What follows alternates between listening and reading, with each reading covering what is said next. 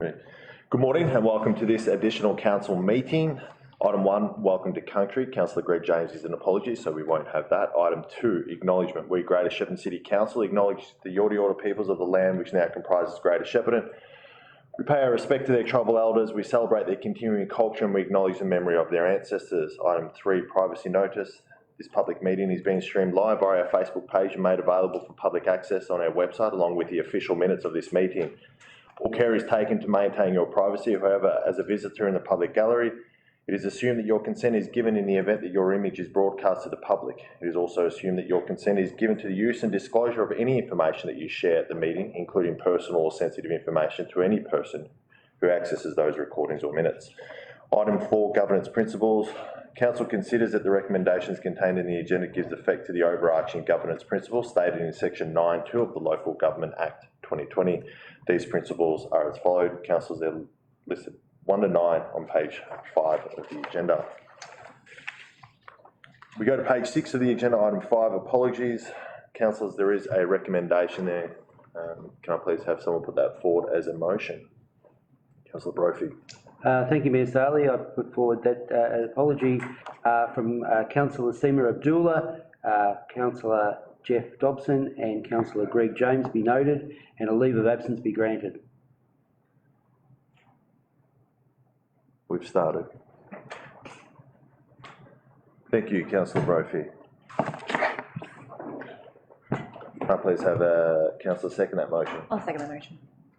Councillor Spinks. All those in favour? Motion carried. Item 6, declarations of conflict of interest. Councillors, have we got any conflicts this morning? No. Okay, councillors, we go to page 7 of the agenda, item 7.1.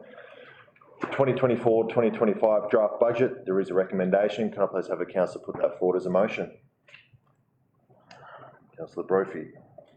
Thank you, Mayor Saleh. I'd like to put forward the following recommendation: that the Council 1 endorse the 2024-2025 draft budget as presented for the purposes of section 94 of the Local Government Act 2020 as attached. 2, endorse the 2021 to 2025 revenue and rating plan as attached. And 3, resolve to place the 2024-2025 draft budget on public exhibition for the community feedback pursuant to Council's community engagement policy. Thank you, Councillor Brophy. Can I have a councillor second that motion, please? I'll second that motion. Councillor Spinks. Councillor Brophy, would you like to speak to the motion? Thank you, Mayor Saleh. Yes. Firstly, can I start by acknowledging the finance team who have not just prepared this draft, but also literally have spent months on it with briefing us, collating the submissions, going backwards and forwards and adjusting the figures, then readjusting them again after our feedback. We've analysed them and we've really gone line item by line item through the budget. So a massive well done to the Director of Corporate Services, Chris Teitzel, who just arrived, to Claire Barnes, the Manager of Finance and Rates, and both their teams as well, who put that there together. The process this year has changed. I actually believe that it is probably better, as most organisations, groups, clubs, committees, individuals, or even lobby groups already know what they want. So this year, prior to the release of the draft, we had asked for public submissions and subsequent council considerations as well to be included. Then release the draft budget as we're doing, and then ask for public feedback. Then put forward what will be, after that feedback, a final recommendation for the budget. In asking the public to submit firstly, perhaps stronger consideration of their asks or projects or programs or even their funding could be given in the draft as we were pulling it all together at the time. And then hopefully a smoother process and an ability to still make changes if deemed appropriate afterwards. Noting too that some submissions and that people have put in, it may take a few bites of the cherry, if you like, or 2 or 3 budget cycles before that they are successful, such as the reality of the demand and the finite available resources of our council. We are reliably informed that the state government budget tonight by the Premier and also by the Treasurer Tim Pallas has said that it's going to be a very tight budget. We've also been told that the federal budget is extremely tight as well, so it is reasonably to assume that council's budget will also be tight. given the increased costs that are associated with the ongoing operation of council, insurance costs, building and construction costs, and certainly the unfavourable adjusted underlying deficit result that we have to arrest. Councillor Adam has stated correctly several times that the budget really is a statement of financial priorities, and I, for one, would probably include other priority line items in the budget if I had my choice, and I'd probably exclude some of the other expenditure that I see in there as well. Indeed, each councillor, I feel sure, would have their alternate priorities should be, they want them included as well. So, with 9 of us sitting at the table, it's always going to be a compromise when we sit down with the budget. 68,409 residents reside in Shepparton as of the last census, and if I presented the draft budget individually to each of the 68,409, we would get that many opinions on what council should spend our funds on, what services we should provide, and what rates and charges should be applied. So to that point, as elected by the community, councillors together with council staff have spent months, as I said, not only on the briefings and the submissions, but also analysing, questioning and providing due diligence that is required here to come up with what we have. Some facts and figures in terms of that. If we hark back to the beginning of our council term in 2021-2022, the budget that was endorsed had a 0% base rate increase. The following year, 22-23, a 0 base rate increase.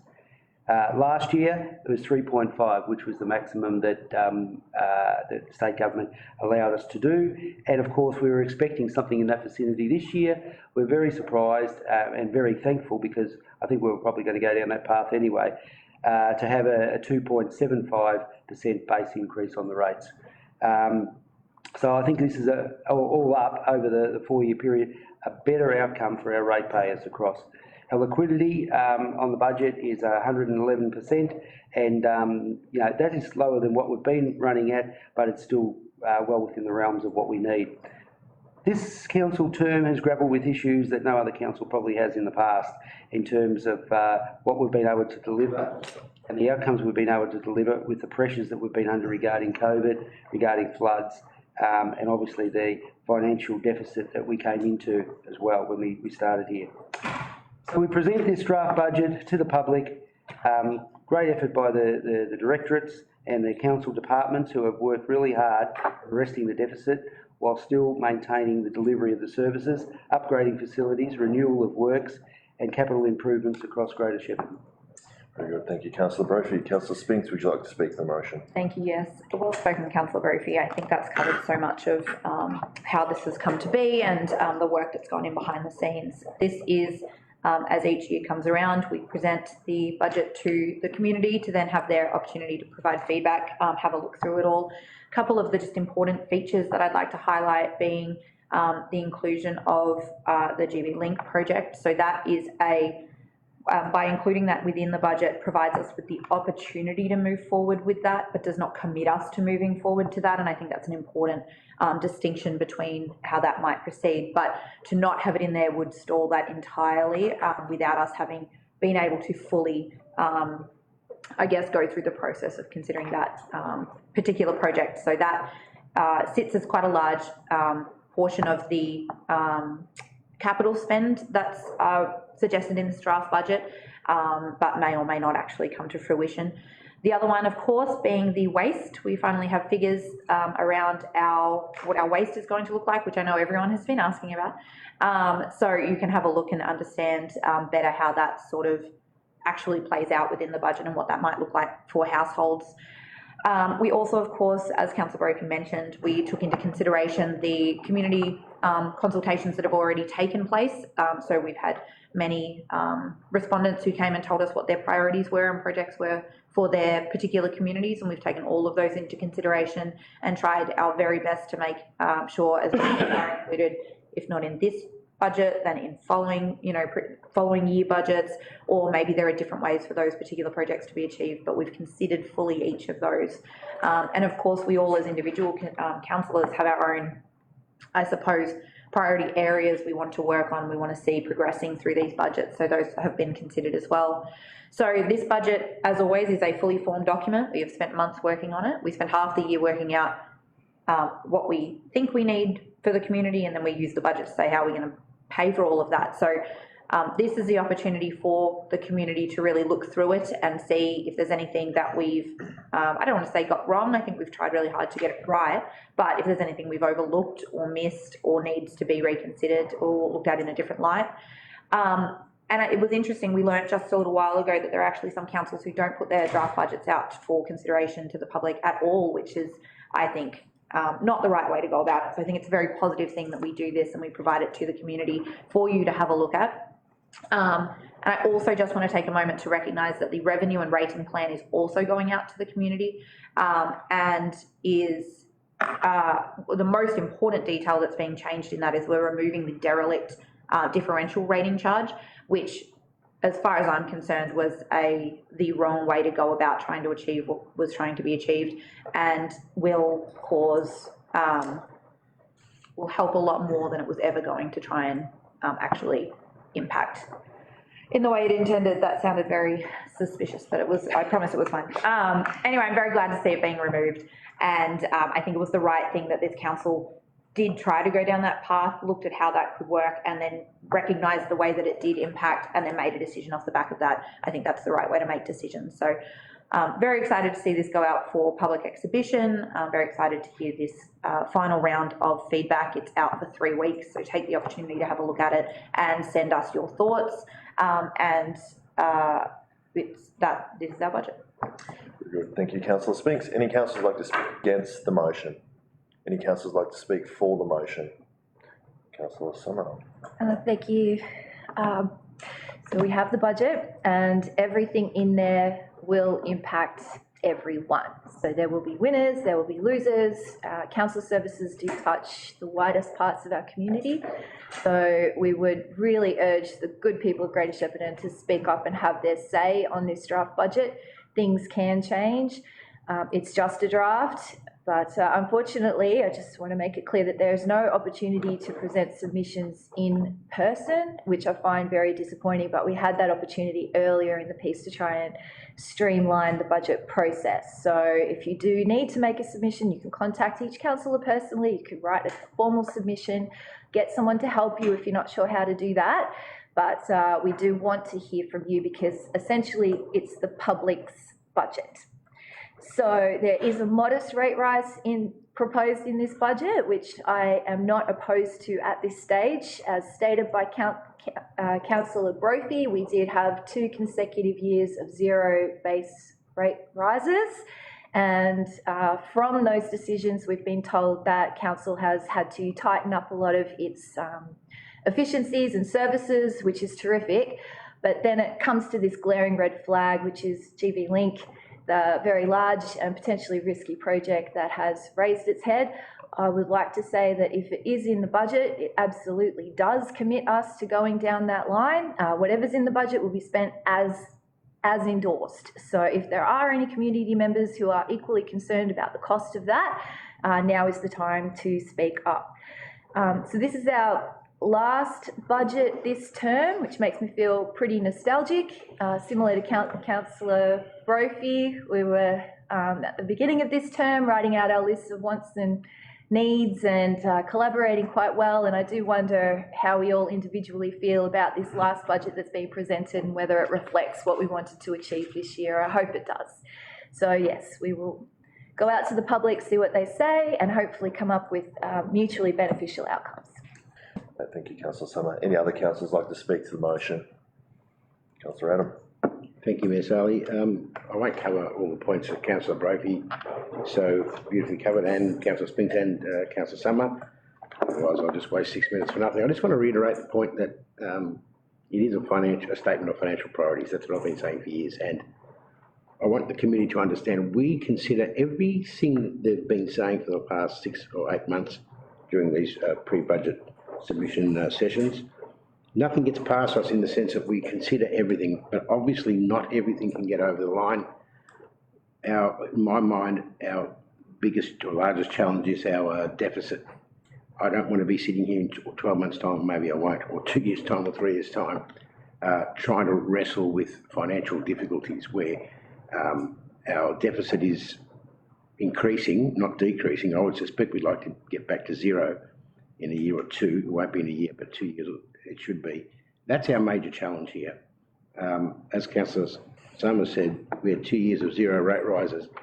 The compounding effect of those 2 years of zero will be felt forever, basically. We'll never get those 2 years back. That being said, the rates don't have to increase each year, but the age-old challenge of no rate rises, cut services. Nobody wants to do that. Everyone in the community wants their particular project to get over the line. So at this stage, and with the GB link that Councillor Summer mentioned, this doesn't commit us to the project. It just enables us to move forward if we choose to do so. There's so many other steps between this point and the completion of a project out there. It's all subject to federal and state funding and other sources of funding that we haven't even got access to at this point. So it just leaves the door open. It doesn't actually commit us to it. I just want to clarify that. That being said, it's out there, it's going out. We welcome and hopefully we'll get some, as Councillor Speak said, some input that we weren't aware of. I doubt that, but it's there. And hopefully we'll get some good feedback and we'll move forward next month or so and hopefully adopt the proper budget and move forward. That's it. Thank you, Mayor Sally. Thank you, Councillor Adam. Latson, did you want to speak to the motion? Thank you, Mayor Sally. Just want to fully endorse Councillor Brophy's comments around this agenda item. He just put it so well, in depth. The amount of detail that Councillor Brophy goes to is exemplary. No further comment. Good, thank you, Councillor Latson. And before I go to closing comments, obviously a lot's been said about the draft budget, and that's what it is. It's a draft budget, and we do want to hear from community over the next couple of weeks. From Friday the 10th of May, it'll go out and conclude on the 31st of May. So we do want to get your feedback.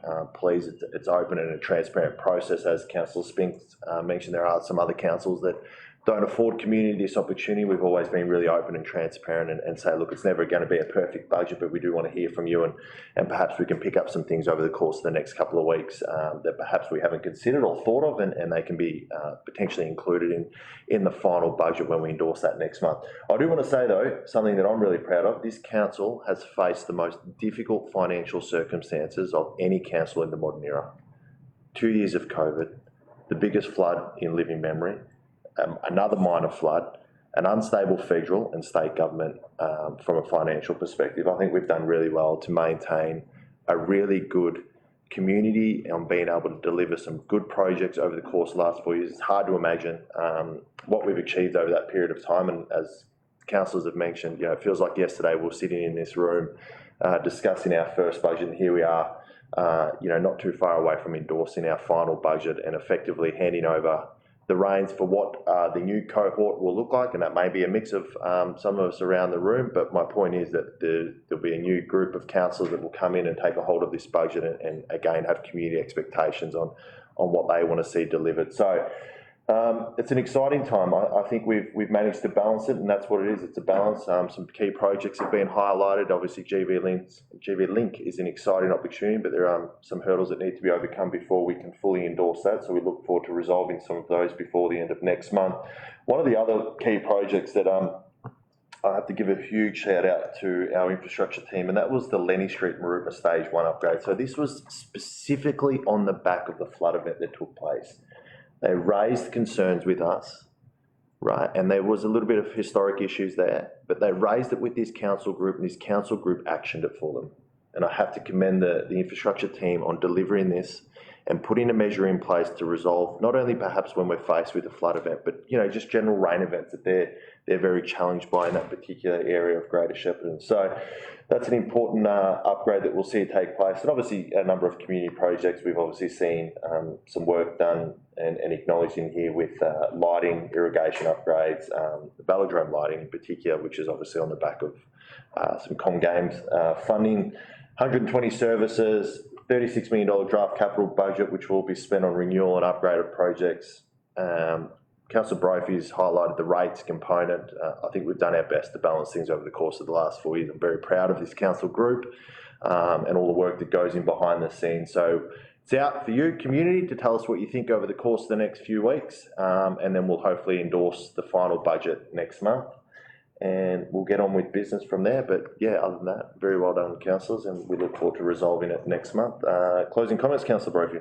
Thank you, Mayor Sally. Just a couple of ones to pick up on. Certainly, GB Link has been mentioned, and I think it's you've made and others have made remarks in regards to being an opportunity. So instead of just sitting on our hands on it, we're actually doing a little bit of action to establish what the opportunity will be, and it could very well lead to job growth, development from infrastructural point of view, but also potential of regional investment. So it's one of those things you need to go down the path to see where it goes with that. And I think pick up a point that Councillor Spink said as well. And what we sit around and we grapple with like the derelict rates charge as well and that sort of thing. I was more of the opinion that we needed to tweak it as opposed to getting rid of it. But they're the discussions we have, and then we try and get the best outcome for every single person across there. And we don't want anybody to be worse off because of a budget that we put out. Talking about the finances there, look, finance and accounting is point in time. So when we come to a financial year, and we updates, but we also do through our meetings, our ordinary council meetings, quarterly reports and monthly reports on the finance. So even though this is a budget and we've got things, it is a working document and it's ongoing all the time as we go through it. So there's also ongoing discussions in regards to projects. So even though it may not be in the budget at a certain period of time, or if there's a little bit of things come along as we work throughout the financial year. So this is a draft that's going out. I really do encourage all of the residents out there to have a look at it. If there's something that really tweaks your fancy on that and you want to give us some feedback, we're more than happy to take that on board. So this is what it's going to go out for. We'll have a few weeks out there, so that'd be great. Very good. Thank you, Councillor Brophy. Okay, councillors, we'll now go to vote. All those in favour? Motion carried on opposed. We go to page 15 of the agenda, item 8, which is close of meeting, and I'll do that at 9:22 a.m. Good work.